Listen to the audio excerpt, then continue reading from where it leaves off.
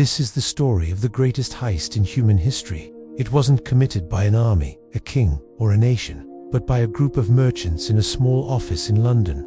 They didn't come to conquer, they came to trade. But when the dust finally settled, the wealthiest empire on earth had been dismantled, looted, and sold for parts. Let's rewind to the year 1700. The Mughal Empire was the undisputed superpower of the world. That's more than all of Western Europe combined. Its Emperor Aurangzeb commanded armies of hundreds of thousands.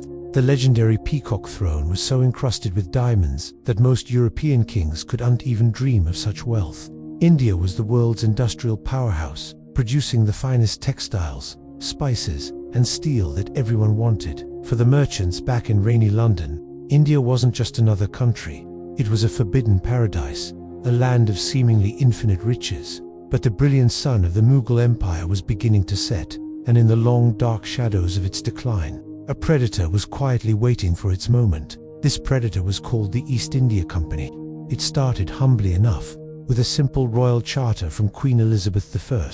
Their initial mission was straightforward: break the Dutch monopoly on the lucrative spice trade. For 100 years, they were little more than humble petitioners. You'd find their representatives bowing low before the Mughal emperors, begging for permission to build a few small warehouses along the coast. They were guests in a magnificent house they could never hope to own. But the company was a completely new kind of beast. It was a joint stock corporation. It didn't have a soul to be damned, and it didn't have a country to be loyal to. It had only one god, one objective: profit. While the Mughal Empire was built on ancient bloodlines and a complex code of honor, the company was built on the cold, hard math of compound interest and the muscle of its private security forces.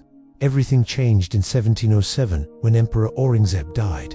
The empire didn't collapse overnight, but it fractured. His successors fought brutal, bloody civil wars for the throne. Regional governors, the Nawabs, started acting like independent kings, carving out their own territories. The central authority in Delhi, once feared and respected, became a ghost. Then came the final blow. In 1739, the Persian invader Nader Shah swept down from the north and sacked Delhi. He carried away unimaginable treasures, including the Peacock Throne and the world-famous Kainur diamond. The myth of Mughal invincibility was shattered forever. Watching this chaos unfold from their ledgers in London, the merchants of the East India Company had a revelation. They no longer needed to beg for trade rights. They could simply take them. Slowly, they began to transform their simple warehouses into fortified strongholds. Their accountants and clerks were retrained as military commanders. The company was about to do something no corporation had ever dared to do before. It was going to start a war. And at the very heart of this audacious plan was a troubled, ambitious, and violent young man named Robert Clive. He was about to turn a rainy field in Bengal into the graveyard of an empire and the birthplace of a corporate dynasty. The world would never be the same again. Thanks for watching. If you found this story as fascinating as I do, make sure to subscribe for more deep dives into history's most pivotal moments. Robert Clive was a failed clerk who had twice tried to take his own life, but in the heat of India, he found a different kind of release: war. By the 1750s, the East India Company had its eyes on Bengal, the richest province in India. Bengal was the paradise of nations, overflowing with silk and tax revenue. But it was ruled by a young, hot-headed Nawab named Siraj-ud-Dowlah. He saw the British for what they were: parasite sound. He decided to kick them out. He marched on Calcutta and threw the British into a small, suffocating cell that history would remember as the Black Hole of Calcutta. June 23, 1757, the Battle of Plassey. On paper, the British should have been annihilated. Siraj-ud-Dowlah had 10 times the men and massive French-made cannons. But the company didn't just fight with lead. They fought with gold. Before the first shot was fired, Robert Clive had already bribed the Nawab's lead general, Mir Jafar. In exchange for the throne, Mir Jafar agreed to stand still while his master was destroyed. As the monsoon rains began, the Nawab's gunpowder got wet and useless. The British, who had covered their powder with tarpaulins, opened fire. The battle was over in hours. Siraj-ud-Dowlah was hunted down and executed. The company didn't take the throne, they put their puppet, Mir Jafar, on it. But this independence was a lie. The company demanded reparations so vast that they emptied the Bengal treasury in a single day. Clive himself walked through the vaults of the palace, taking millions for himself. The East India Company was no longer a group of traders. They were now the de facto tax collectors of the richest land on earth. They had discovered a new business model: state-sponsored looting. But wealth without responsibility leads to catastrophe. The company was about to learn that you cannot milk a cow forever without feeding it. As they squeezed Bengal for every last coin, a natural disaster was coming, one that the company would turn into a man-made apocalypse. 1770. The rains failed in Bengal. Usually, the local rulers would use tax grain to feed the poor. But the East India Company wasn't a government, it was a business. They kept the grain prices high to maximize profit. While 10 million people, one-third of the population of Bengal, starved to death, the company's stockholders in London were demanding higher dividends. It was a holocaust caused by a balance sheet. The paradise of nations had become a mass graveyard, and the world began to realize that a corporation had no conscience. But not all of India was willing to die quietly. In the south, a new power was rising: Hyder Ali and his son Tipu Sultan, the Tiger of Mysore. They didn't fight like the old Mughals. They studied European tactics. They used the world's first iron-cased rockets to terrify the British. Tipu Sultan hated the company with a burning passion, declaring that he would rather live 2 days as a tiger than 200 years as a sheep.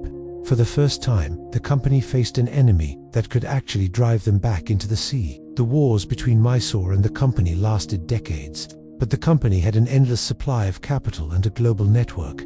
They used diplomacy to turn other Indian kings against Tipu. In 1799, they finally breached the walls of his capital. Tipu died with a sword in his hand, defending his palace.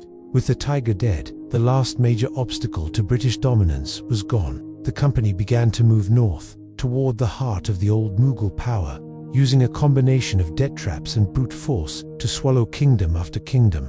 By 1803, the company's army marched into Delhi. The once mighty Mughal emperor was now a blind old man, living on a British pension. The anarchy was almost complete, but the company's greed had created a ticking time bomb within its own ranks, and the explosion would nearly end the British presence in India forever. 1857. The company's army was made up of 250,000 Indian soldiers, led by a few thousand British officers. It was a house of cards. When rumors spread that the new rifle cartridges were greased with pig and cow fat, offending both Muslims and Hindus, the spark hit the powder.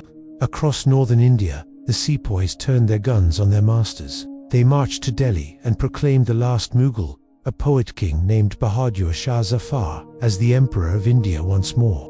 For a brief moment, it looked like the company was finished. The British response was a level of violence that shocked even their own supporters. They didn't just want to win, they wanted to erase the idea of rebellion. Thousands were hanged, and cities were looted. The rebellion was crushed, but it was the final nail in the coffin for the East India Company. The British government realized that a private corporation could no longer be trusted to rule a subcontinent. In 1858, the company was stripped of its power. The Crown took over. The anarchy of the corporation ended, and the formal British Raj began. The East India Company was eventually dissolved in a quiet office, leaving behind a legacy of destruction and transformation. They had drained trillions of dollars from India, money that fueled the Industrial Revolution in Europe, while leaving India in a cycle of poverty it would take a century to break. The Mughal Empire, which had lasted for 300 years, was gone. In its place was a modern westernized state, but one born in the fires of corporate greed. The East India Company proved that a corporation, if left unchecked, can be more powerful than a nation and more destructive than an army. The anarchy ended long ago, but the lesson remains: when profit becomes the only law, humanity is the first thing to be sold. The echoes of the Mughal fall still vibrate through the world today, a warning from the ghosts of a stolen empire.